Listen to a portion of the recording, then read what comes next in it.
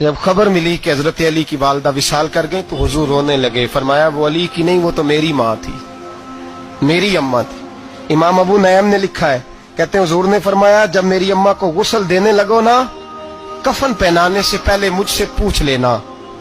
सहाबा कहते हैं कफन देने से पहले औरतें आई, हुजूर क्या करना है? नबी पाक अंदर गए, जो कमीज पहनी हुई थी वो उतार के दी।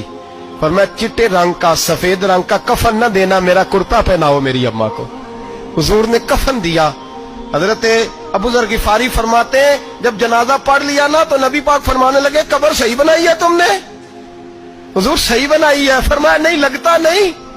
फरमाते हैं ये कहते कहते मेरे नबी कब्र में उतर गए, मेरी आंखें बरस पड़ी।